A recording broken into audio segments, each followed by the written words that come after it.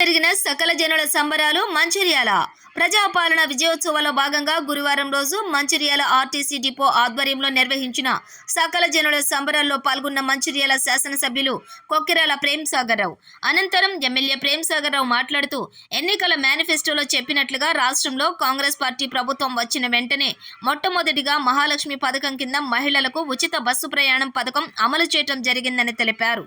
గత 10 సంవత్సరాలుగా ఆర్టీసీ నష్టాల్లో ఉండగా ప్రజా ప్రభుత్వం వచ్చాక ఆర్టీసీ లాభాల బాటలో నడుస్తుందని ఎమ్మెల్యే ప్రేమ్ సాగర్ రావు అన్నారు. ఆర్టీసీ యజమానులు, కార్మికులు ఎమ్మెల్యే సాగర్ అన్నను గజమాలలతో సన్మానించారు. ఈ కార్యక్రమంలో మంచిర్యాల ఆర్టీసీ యజమాని జనార్దన్, వెల్ఫేర్ సభ్యులు, కార్మికులు ఇంప్లిమెంట్ చేస్తున్నాం సార్. అదంతా మీ ఆశీర్వాదం సార్. చాలా బ్రహ్మాండంగా ఉంది సార్ డిపో. ఒక చిన్న విషయం ఏంటంటే బస్ స్టాండ్ చాలా చిన్నగా అయిపోయింది సార్, చాలా ఇబ్బందికరంగా ఉన్నది.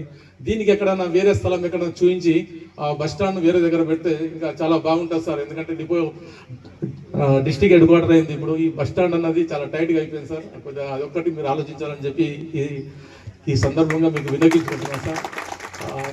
ఇంతకుమించి మన ఎమ్మెల్యే గారు వారి యొక్క అమూల్యమైన సందేశాన్ని ఇస్తారు.